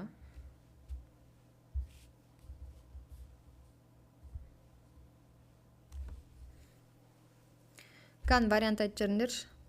Қайсысы болады?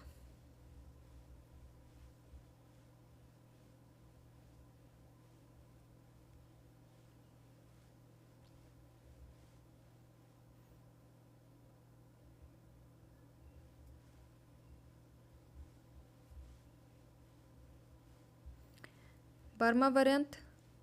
Ну-ка, ойланамыз.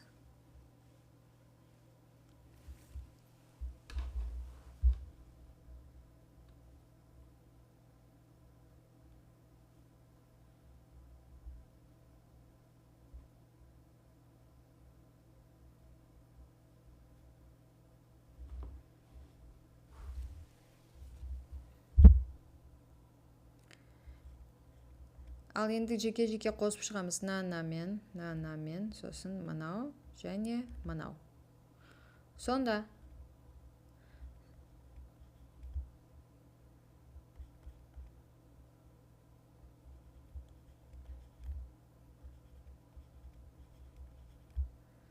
және дұрыс жауабы Д болады. Генетикадан кішкене сендерге үйрену керек екен, сендерге моногибридтен бастамаса. Так, кеттік. 31-ші сұрақ. Бөліп шығару қызметін атқаратын мүшелерді олардың өнімімен сәйкестендіріңіз. Бөліп шығару қызметін атқаратын мүшелерді олардың өнімімен сәйкестендіріңіз. Бөліп шығару деген қандай мүшелер? Бізде мүшелер бар еді, өте көп. Олар жаңға тер бөлетін, қоршаған ортаға оттегі бөлетін, бүйрек бар еді, мысалы бөліп шығару мүшелеріне жататын. Сол бөліп шығару мүшелерді біз олардың өнімдерімен сәйкестендіру арқылы олардың дұрыс комбинациясын айтып жібереміз. Ендеше кеттік. Тер бездері не бөлек бізде? Оқты, Тоғжан дейді. Биодан 42 алдым, молодец. Осы жақында алдым ба? Молодец. Можешь еще больше, значит. Су мен тұз, ауыр металдар, көмірқышқыл газы мен су буы, гормон мен гемоглобиннің ыдырау өнімдер. Кән, тер бездері не бөледі? Атап жүріңдер, ең оңай нәрсе. Генетиканы түсіндік, сендерге ауыр тиіп жатыр генетика, ясно. Келдер үйретеміз. Так, тер бездері не бөледі? А1, Б3 дейді. Тағы да жауап беріп көрсін. Басқаларға да мүмкіндік берейік, өздерінің варианттарын ұсынсын. Тағы бар ма вариант? Ауыр металдар, көміршіл газ мен субы, гормон мен гемоглобиннің ыдырау өнімдері. Қайсысы дұрыс?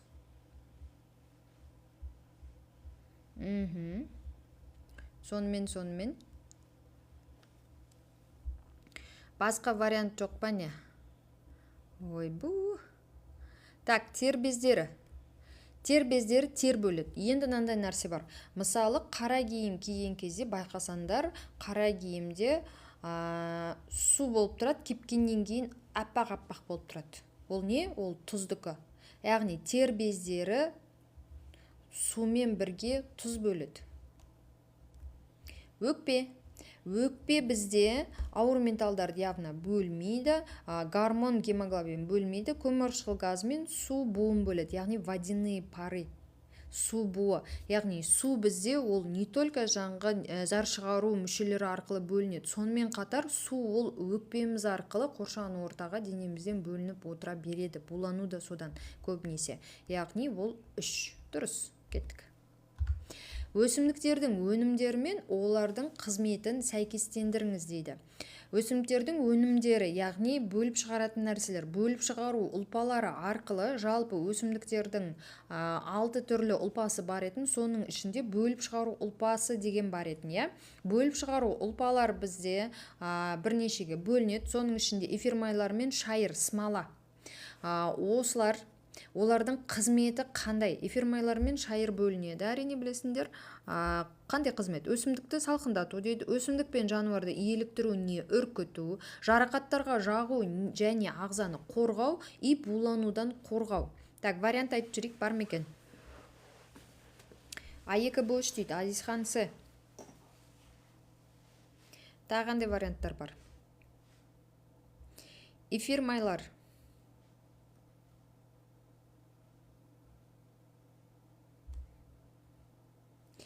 Эфир майлары көбінесе қандай өсімдіктерде болады? Эфир майлары иіс бөліп тұрады, эфир майлары. Олар жануарларды еліктіріп отырады, немесе мүлдем жағымсыз иіс шығару мүмкін. Сондықтан А бізде 2 болады. Шайыр деген ол смола, орысша айтатын болсақ, и шайыр бізде не істейді? Жарақаттарға жағу және ағзаны қорғау. Шайыр көбінесе қылқан жапырақты ормандарда көп болады. Антибактериальный дейді, яғни ол жерде бактериялар онша болмайды. Шайыр. Дұрыс. А2, Б3. Келесі. Өсімдіктердің қозғалыстарын тітіркендіргішке сәйкестендіріңіз, яғни тітіркендіргішке қарай. Тітіркендіру деген не ол? Ол бір нәрсені сен итермелейсің қандай да бір әрекетке. Өсімдіктердің қозғалысы, әрине бұл жерде қандай қозғалыс деп тұр? Ол местоположение, яғни орнын өзгерту, тұрған қалпына байланысты, яғни қалпына қарай өзгерту, я? Настя мен нутация. Настя, нутация бар, я? Фототропизм, геотропизм деген нәрсе бар. Гелиотропизм деген бар, я? Оң фототропизм, теріс фототропизм, оң геотропизм деген нәрсе бар. Өсімдікке қатысты, я? Соның ішінде Настя мен нутацияға қатысты. Күнбағыстың күнге қарай өсуі, ол бізде күнге қарай деп тұр, значит гелиотропизм. Мимозаның қозғалысы, тамырдың тереңге қарай өсуі, ол бізде тамыр именно тереңге қарай, жерге қарай өсіп тұр, бұл бізде қандай? Гео, яғни жерге қатысты. Нау бізде күнге қарай, фото емес гелио. Күн деген гелио деген сөзді білдіреді. Сосын мұртшалардың өсу бағыты және мимозаның қозғалысы.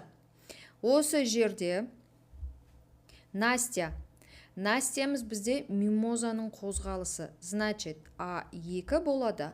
Ал нутация дегеніміз, нутация мұртшалардың өсу бағыты. А2, Б4. Аха. Гаптанастия, яғни қолын тиіп кеткен кезде мимоза деген, ұялшақ мимоза дейді. Көбінесе оны сол өсімдік жапырақтарын не істейді, жаба бастайды. Немесе жаңбыр жауған кезде, жаңбырдың тамшылары тисе де, жапырақтары бір-бірімен несін өзгертеді, бағытын өзгертеді. Ал нутация дегеніміз көбінесе ол неге байланысты? Мұртшалардың өсу бағытының өзгеруі, сабақтың өсу бағытының өзгеруі, ол тургор қысымына байланысты болып табылады көбінесе. Так, келесі, фотопериодылыққа байланысты өсімдіктерді сәйкестендіріңіз, яғни ұзақ күн өсімдіктері және қысқа күн өсімдіктері. Ұзақ күн өсімдіктері және қысқа күн өсімдіктері. Ұзақ күн өсімдіктері қай кезде гүлдейді? Варианты.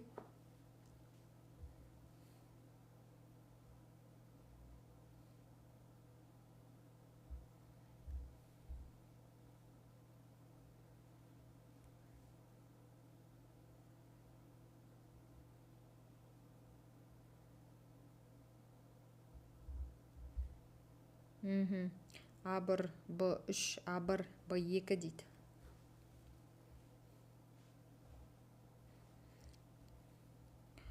Дұрыс айтады, ұзақ күн өсімдіктері жаздың басында гүлдейді. А1 болады.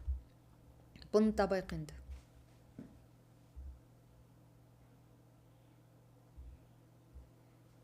Қысқа күн өсімдіктері.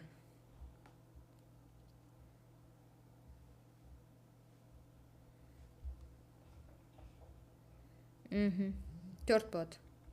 Жаздың соңында гүлдейді. Ұзақ күн өсімдіктері жаздың басында гүлдесе, қысқа күн өсімдіктері, яғни тез-тез гүлдеп, тез-тез жеміс беруге тырысатындар жаздың соңында гүлдейді. Так, жәндіктердің қозғалыс мүшелерін орналасуына қарай сәйкестендіріңіз. Бұл жерде қалай деп тұр? Бағанағы айтқан бунақтенелер типінің 3 класы бар ғой, солардың дене бөліктері бөлінетін. Мысалы, шаян тәрізділерде бас көкірек пен құрсақ деген бөлік бар. Яғни, бас көкірек и құрсақ бар. Өрмекші тәрізділер, бұларда ше, тоже бас көкірек құрсақ бар. Ал бунақтенелерде бөлек-бөлек етін бас, көкірек, құрсақ. Енді айтып тұр, мыналардың қозғалыс мүшелері, яғни аяқтары қай бөлімнен шығып тұр дейді. Кәні, өрмекшінікі қай жерден шығып тұр, шыбындікі қай жерден шығып тұр. Өрмекшінің аяқтары қай бөлімнен шығып тұрады? Шыбындікі қай бөліктен шығып тұрады? А2 дейді, Б3 дейді. Табан дейді шыбын. Қақтағы табан? Табан нес? Шыбында табан жоқ. А1, Б3 дейді. Вариант айтып жүріңдер. Пранк па? Қақтан білейін, табан деп. Ал айтшы, бақ келді дейді. Қош. Шынымен бақ келді ма не?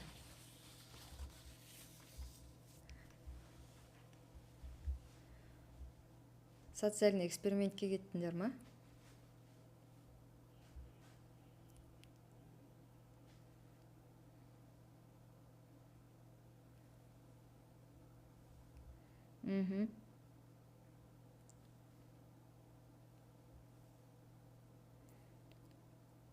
Солай ма? Айтып көрсе.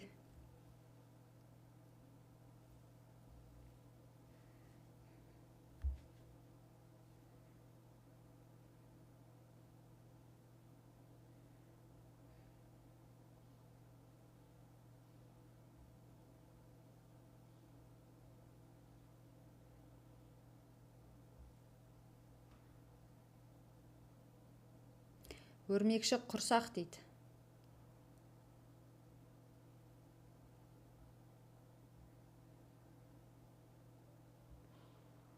Неге үнсіздікте қалдыңдар, айтыңдар. Айта салыңыз. Ой, біз даете, что ли?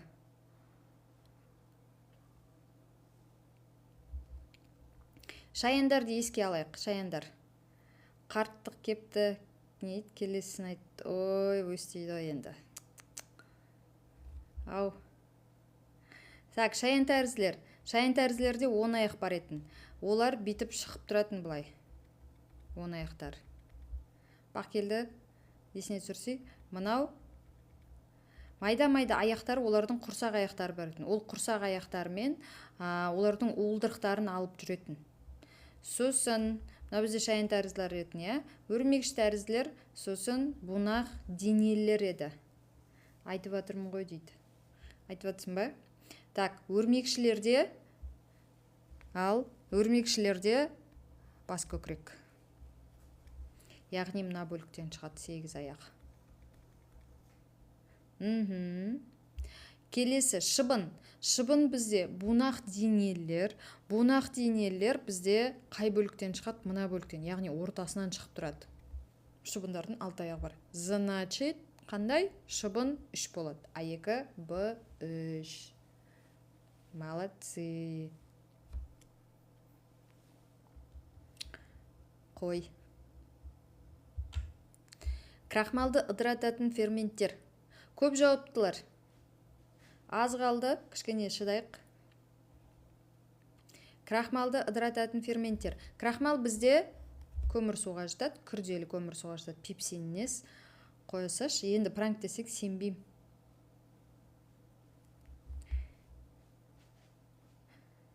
Десетерекке деп айтпаймыз. Крахмалды ыдырататын ферменттер. Қандай? Біреу кетті.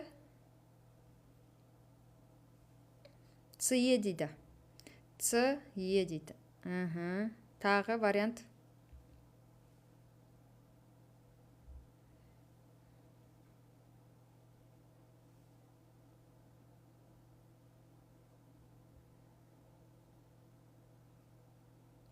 Крахмалды полностью амилаза ыдыратпайды. Амилаза сілекейде бар, я? Яғни ол оны полностью ыдыратпайды. Но бастапқыда біз неғұрлым шайнаған сайын, мысалы крахмал бар тамақты, оның тәтті дәмін сеземіз. Так, дұрыс жауап бізде дисахаридаза бар, глюкоамилаза бар. Полный крахмалды ыдырататын. Трипсин, пепсин, химатрипсин дегендердің бәрі олар ақуызды ыдырататындар. Келесі. Фазикалық бұлшықет талшығы. Фазикалық бар, тағы қандай бар? Тонустық бар, ә? Тонустық пен фазикалық екеуінің айырмашылығы неде еді? Миоглобин, митохондрия, цитохром, орналасқан жері, энергияға байланысты, соған байланысты айтайық. Фазикалық пен тонустық.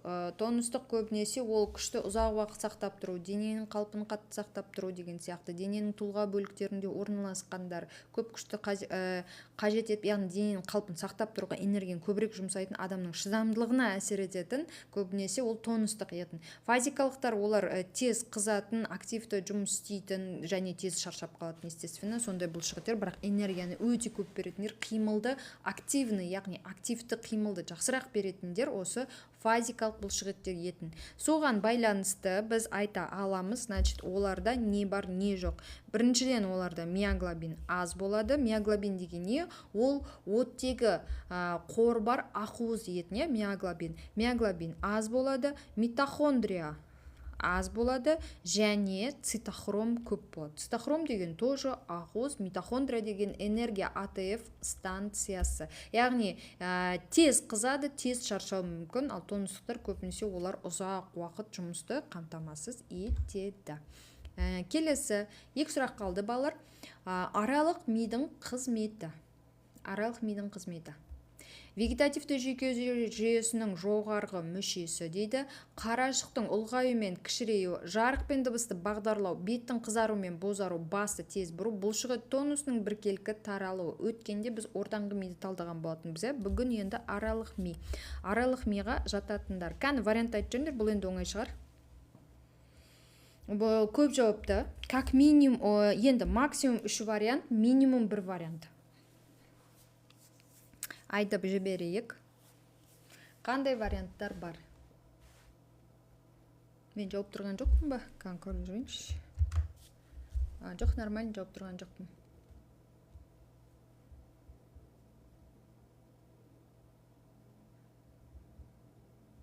Кән.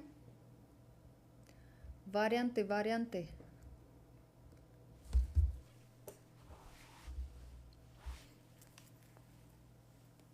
Б-А дейді. А-Д дейді.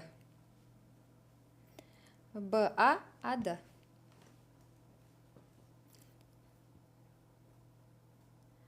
Вегетативті жүйке жүйесінің жоғарғы мүшесі дейсің ба? Қалай ол вегетативті болады? Бол деген бас ми ғой. Аны алып тастаймыз, жолдастар. Вегетативтіге қатысы жоқ оның. F дейді. Бұлшықеттің тонусының біркелкі таралуы дұрыс емес, достым. Сен тисе терекке деп айтып жатсың, қараса қанша вариантты айтып тастағансың, қараш.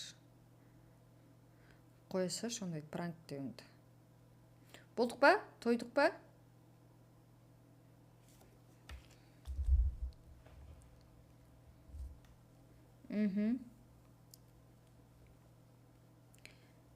Кәні. Фыма дейді. Неғып бәрің фы деп атсыңдар? Бұ бар жыбы дейді. Бұ бар дейма. Сен бүкіл вариантты айтып шықтың ғой. Ал. Тойсаңдар бастайық. Вегетативті жүйке жүйесінің жоғарғы мүшесі никак бола алмайды. Себебі бұл орталық жүйке жүйесі, яғни ОЖЖ-ға жатады. ОЖЖ. Поэтому бұл вегетативті жүйке жүйесі бола алмайды. Бұл деген ми ғой, бас ми ғой. Поэтому ол автоматически болмайды. Енді мыналардың ішінен мынаны қарайық. Бұлшықет тонусының біркелкі таралуы. Бұлшықет тонусы, дененің тепе-теңдігі деген көбінесе мишық пен ортаңғы миға қатысты. Именно дененің тепе-теңдігі десек, ол мишық. Ал егер бұлшықеттің тонусы денені бір қалыпта сақтап тұру деген сияқты әңгімелер болатын болса, ол уже ортаңғы ми болып кетеді. Басты тез бұру деген нәрсе жата ма, жатпай ма? Бағдарлау рефлексы, ортаңғы миді бағдарлау рефлексы деп жаттап аламыз. Ол яғни звук па, немесе жарық па? Мысалы, автоматически боковое зрение бойынша оң жақтан немесе сол жақтан жарық келіп тұрма, сен автоматически не істейсің? Басыңды бұрасың. Бір жақтан оқыс дыбыс шықты ма, сен соған басыңды бұрасың. Ол бізде ортаңғы ми, мынау бізде ортаңғы ми, мынау бізде ортаңғы ми болып кетеді.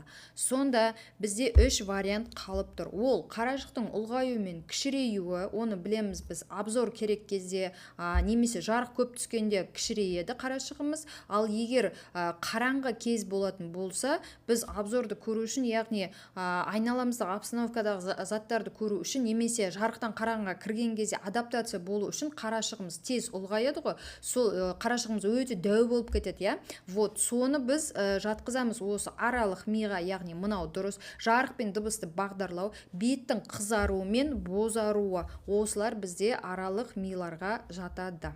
Все, аха, рахмет. Так, келесі. Өкпені сыртын қорғайтын өкпе қап плевра, ол неден тұрады? Кесе біздің мектепке. Өкпенің сыртын қорғайтын өкпе қап плевра. Өкпе қап деген өкпенің сыртын неғып тұратын андай қабық. Сол қабық бізде бірнеше бөліктерден тұрады. Сол қандай бөліктер? Кәні вариант айтып жіберейік. Өкпе көпіршіктері 2 жапырақша 3 бөліктен тұрады. Сұйықтығы бар өкпе қап қуысы және 2 бөлікті дейді. Қайсысы? Кәні вариант атап жіберейік. Б дейді. Максимум 3, минимум 1. Көп жауапты бұл.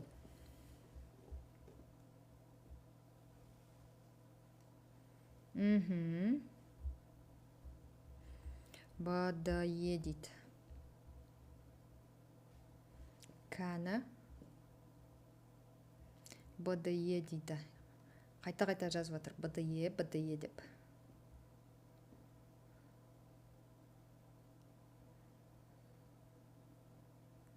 ДЕ дейді. Д дейді.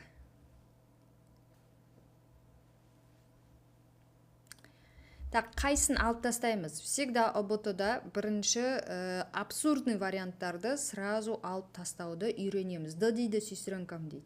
Туф. Екі жапырақша дейді. Көп жауапты деп айтсай. Так, өкпе көпіршіктері, басқаша айтқанда ол не? Альвеола. Өкпе көпіршіктері өкпе қапқа қатысты емес. Өкпе қап деп тұр, яғни ол оның сыртын қаптап тұр, өкпенің өзі емес. Значит, бұны біз алып тастаймыз. Ары қарай кетеді. Екі жапырақша, үш бөлікті, сұйықтығы бар өкпе қапқусы екі бөлікті. Осының ішінде енді қалады осы варианттар. Тағы шанс беріп жатырмын. Үш бөлікті, екі бөлікті деген нәрсені айта алмаймыз, себебі бұл не? Бізде қапқа қатысты айтып тұрмыз. Значит, үш бөлікті, екі бөліктіні алып тастаймыз. Не қап тұр сонда бізде? Екі жапырақша, сұйықтық и өкпе қап қуысы. Все? Келесі. Соңғы сұрақ. Бауыр сорғыштың иелері. Бауыр сорғыш деген бағана біз қай құртқа жатқыздық? Жалпақ құрттар типі, сорғыш құрттар класы, яғни соратындар. Бір мүшеге жабысып алып, оның барлық органикалық, биорганикалық заттарының барлығын, нәрін, барлығын сорып алып, сол жақта паразит өмір сүретін, бірақ иесін до конца өлтірмейтін, өлтіретін болса өзі де өледі ғой. Яғни сол иесін аздырып, тоздырып жібереді. Бауыр сорғыштың иелері. Егер біздің мектептің оқушылары біледі, онсыз да оқып жатқан кезде біз суреттерін салдыратынбыз, оларға олардың тіршілік циклы бар, сол жерде сиыр тұрады и тағы бір нәрсе тұрады. И содан енді бір-біріне бүйтіп цикл айналады. Оны біз тіршілік циклы деп атаймыз. Сол тіршілік циклында негізгі ие болады, және аралық ие деген болады. Негізгі ие ол жынысты көбею сатысында, аралық иесі ол көбінесе дернәсілдер болатын, яғни аралық форма. Негізгі взрослая өсіп, ересек дарасы өсіп өнетін, ол негізгі ие болып саналады, яғни жынысты көбейеді ол жерде уже. Сол бойынша егер тіршілік циклын айтатын болсақ, иелері бізде қандай болады? Ол негізгі иесі. Адам шошқа дейді, ұлу дейді, мысық дейді, сиыр дейді, итшабақ дейді. Итшабақ дегенді алып тастаймыз. Итшабақ деген головастик қой. Ненің жаңға құрбақа. Құрбақаның дернәсілі, бақанка. Так, дальше мысық. Мысықты біз жатқыза алмаймыз, ол эхинококтар көбінесе. Мысықтарда эхинокок. Мысық, ит дегендерді эхинокок көбінесе. Шошқа цепене деген бар. Оныкі бөлік. Шошқа цепене. Шошқа цепене. Шошқа цепене. Так, адам. Ұлу қалды и сиыр қалды. Осы жерде біреусі лишний болып тұр. Негізгі ие қайсысы и аралық ие қайсысы дейді. Бұны алып тастаймыз дедік, бұны қоспайсыңдар, енді ЦАЕ дейді. Болды ма? Басқа вариант жоқ па? Так, ЦАЕнің біреусі лишний. Қайсысы лишний? АЕ дейді. Ануаров АЕ деп ұрып атыр қайта-қайта. Азизхан АЕ дейді.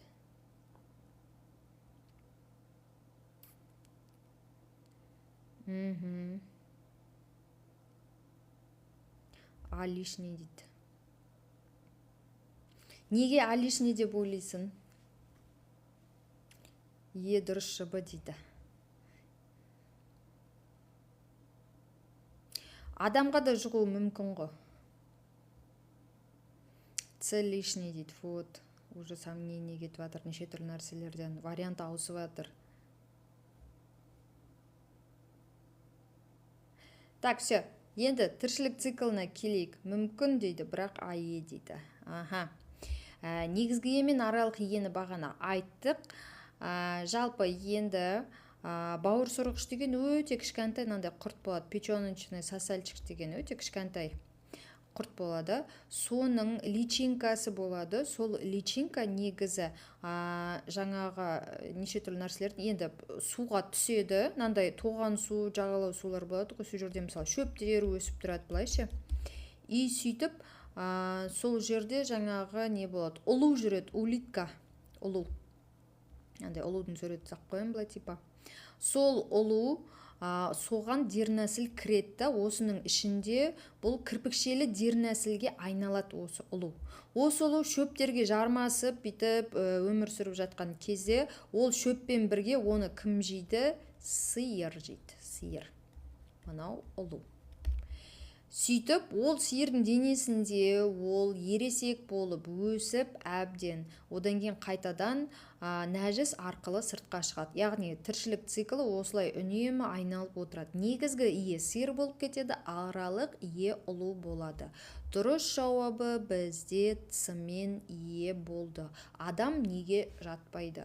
Адам негізгі ие болатын басқа ауру түрлері бар. Сиыр етін адам жейді, адам онымен ауыру мүмкін, но ол как не болады? Ол негізгі ие болмайды адам. Тек 40 сұрақпен бітеді ме апай дейді. Енді болашақта тағы көбейтеміз, шыдайсыңдар ма? 50-100 сұрақ деп стрим өткізем ба? Генетиканы толтырып тастаймын ғой, енді мына аллельдіге жаңа үндемей қалыңдар, аллельді есепке именно жаңа дигибридтіге. Егер ол жерде полигибридтіні қоссам ше, аллельді еместі қоссам ше, ол кезде не болады мысалы? Оған онда кішкене дайындалып не қылу керек. Но мен түсінгенім, сендерге бірінші моногибридтіден бастау керек, я? Қалай ойлайсыңдар? Келесіде есеп қосайын ба генетикадан, айтып жеріңіздерші, сіз шыдайсыз ба дейді. Ну, может, да, шыдайым. 2 сағат па? Рахмет, сендерге де рахмет. Есеп қосайын ба, әлде тек қана теория өтейік ба? Кішкене айтып жеріңдер. Рахмет. Есеп керек па, керек емес па? Бүгінгі есеп ауыр болды ма? Теория дейді. Бүгінгі есеп ауыр кетті ма? Жеңіл кетті ма? Ануарқа теориядан жақсы болатын, теория жақсы болатын сияқты, есеп әдемі ғой дейді. Ачубаны вообще вариант ұсынбадыңдар ғой, что-то үндемей қалдыңдар ғой. Или ауыр кетіп жатыр ма? Может, сендерге жеңілдерден бастау керек кішкене, кішкене жеңіл есептерден. Или как?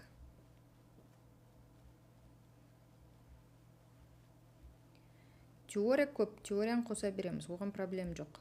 Но арасына кішкене есептер қосамыз ба?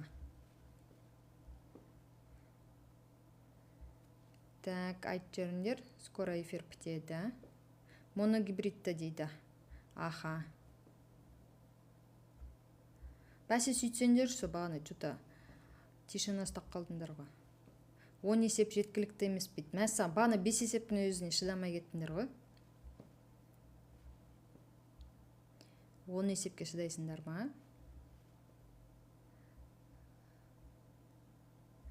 5 есеп монодан қосайға келесі жолы.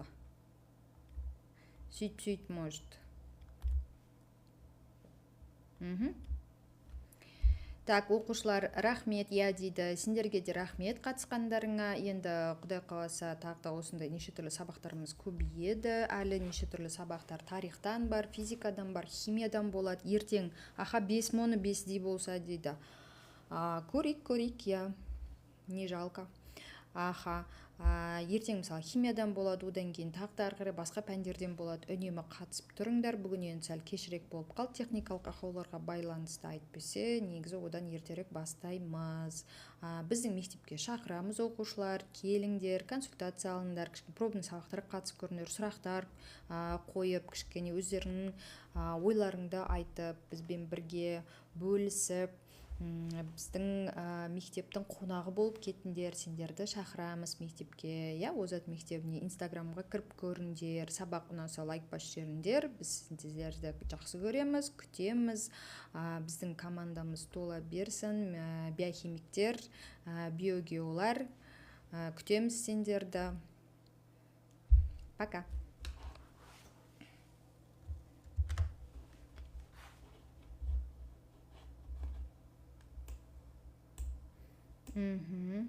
Жақсы, сау болыңдар.